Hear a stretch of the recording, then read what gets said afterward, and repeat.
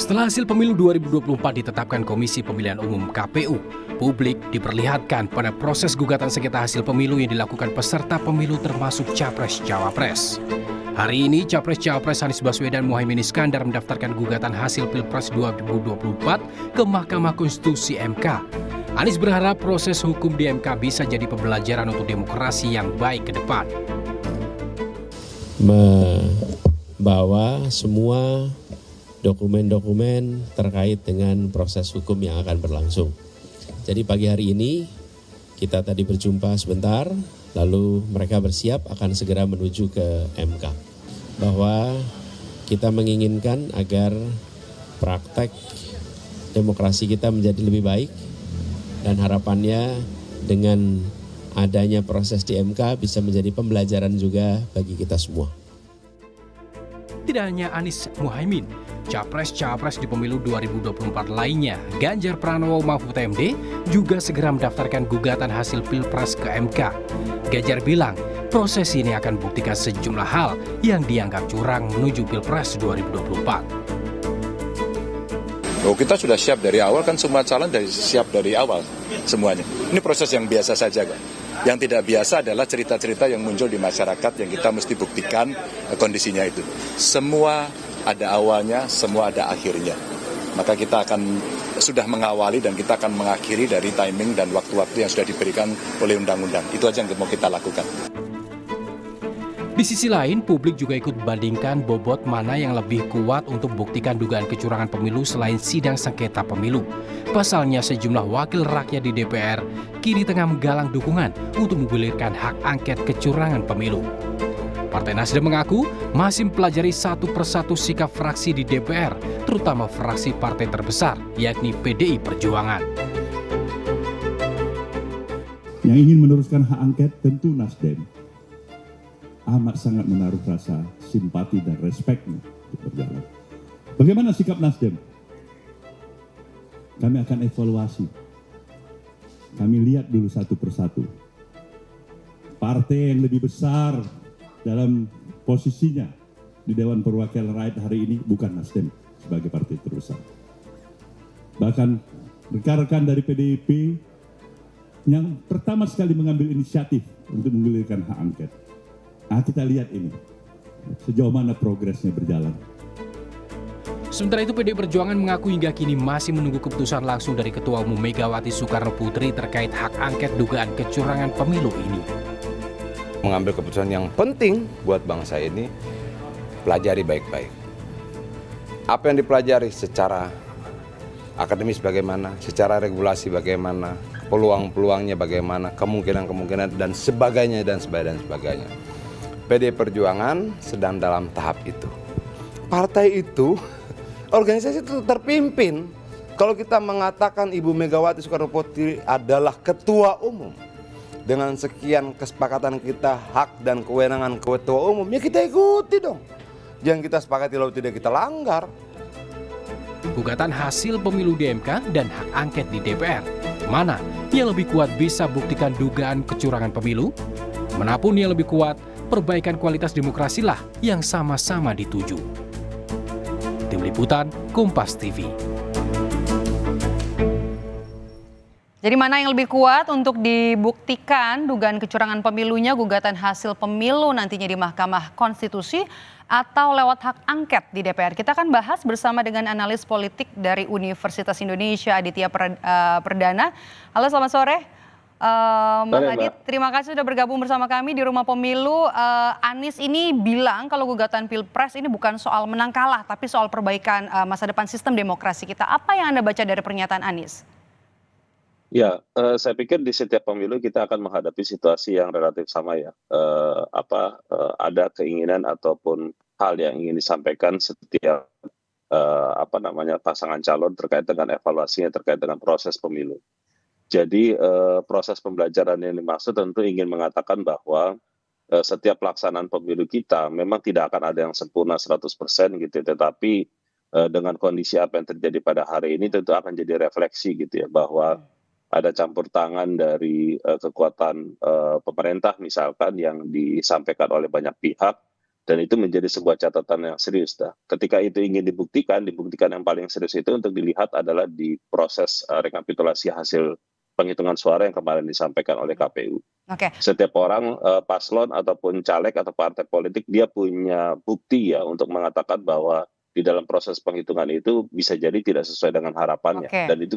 Dan kesempatan di MK itu untuk pembuktian terkait dengan itu. Apakah yang dimaksud dengan manipulasi, kecurangan dan sebagainya itu bisa dibuktikan atau tidak. Oke, Mas Itu Adit, yang tapi kan menjadi kalau kita pelajaran. merunut dari apa yang disampaikan oleh Ketua Umum Partai Nasdem Surya Paloh kemarin kan bilang kalau menerima hasil Pilpres, hasil Pileg, yang Anda lihat apakah sudah ada perpecahan?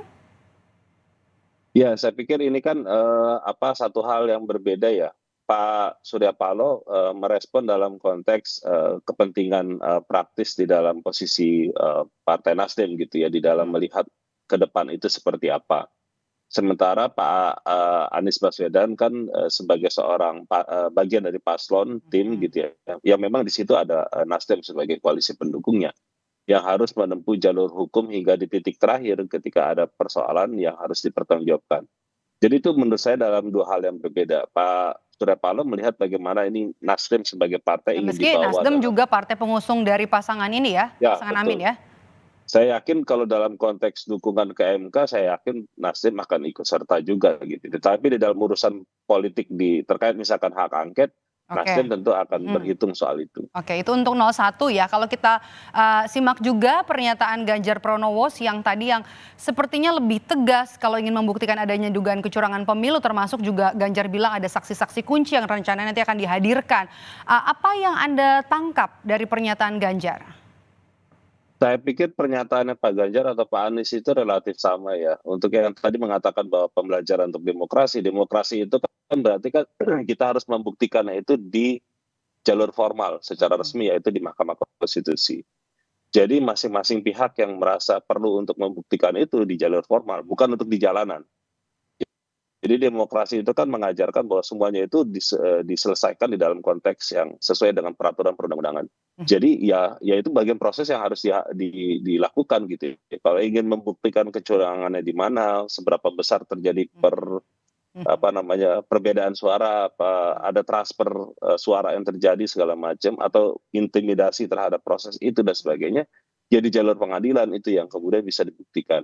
Sehingga akan terbuka luas bahwa terjadi kecurangannya dengan cara yang seperti apa, ininya seperti apa, siapa yang disuap misalkan, atau siapa yang melakukan penyalahgunaan kewenangannya dan sebagainya. Jadi itu menurut saya adalah memang cara yang seharusnya dilakukan. Karena koridornya juga sudah jelas ya. Oke, itu kan dari jalur konstitusi ya, lewat Mahkamah Konstitusi. Kalau untuk dari jalur politik sendiri kan bisa ada jalannya hak angket di DPR. Anda optimiskah melihat nanti kalau PD Perjuangan akan betul menggunakan hak angket? Karena kan informasinya kan Nasdem masih menunggu PD Perjuangan nih. Ya, kita memang semua sedang menunggu ya, apakah partai politik pendukung paslon 1 dan 3 gitu ya akan benar-benar sungguh-sungguh untuk bisa mengkristalisasi hal tersebut menjadi sebuah hak angket gitu ya.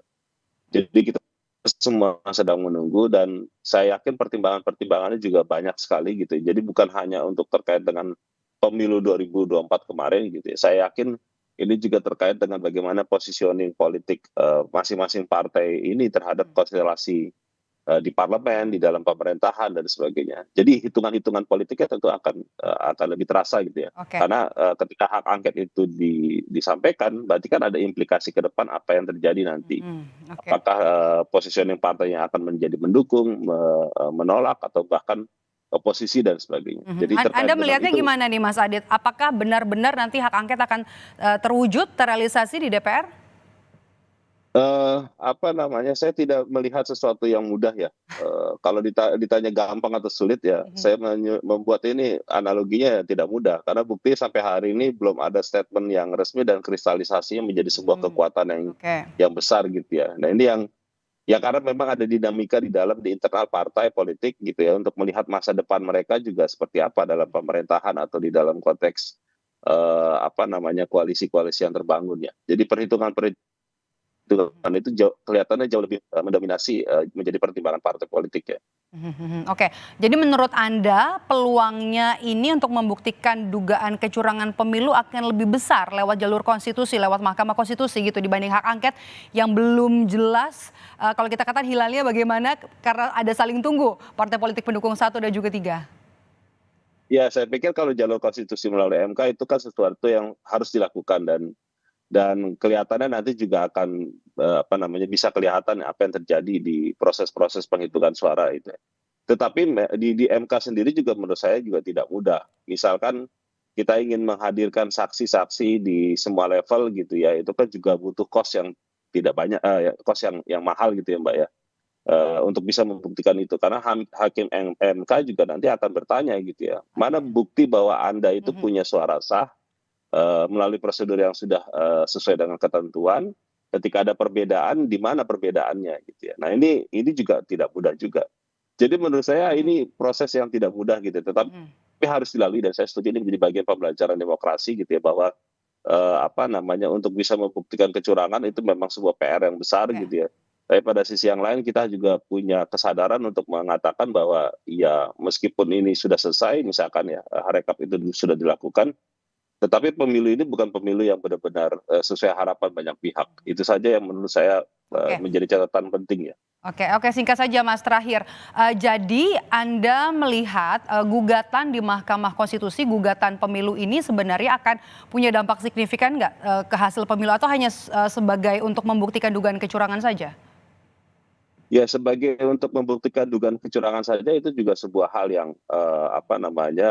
pembelajaran buat demokrasi gitu ya, bahwa pemilu yang terjadi kemarin itu ada banyak aspek yang membuat orang tidak puas terhadap itu. Itu juga untuk membuktikan bahwa pemilu ini mau dilabelkan sebagai pemilu yang jujur dan adil itu juga sebuah tanda tanya. Jadi artinya kita bisa sama-sama mendorong apakah memang apa yang dilakukan dengan hak angket ataupun dengan jalur ke MK itu adalah sebuah bukti pembelajaran untuk mengatakan bahwa sudah sejauh mana sih sebenarnya pemilu kita itu menghasilkan hasil yang positif, yang baik ya. Karena kan ternyata banyak cacat gitu ya, hal-hal yang tidak diinginkan oleh banyak pihak. Baik. Jadi itu yang kelihatannya akan kita dorong gitu ya. Kita tunggu juga karena batas waktunya ada 3 hari ya untuk mengajukan gugatan di Mahkamah Konstitusi terhadap perselisihan hasil pemilu 2024. Terima kasih analis politik dari Universitas Indonesia Aditya Perdana. Sehat selalu Mas Adit.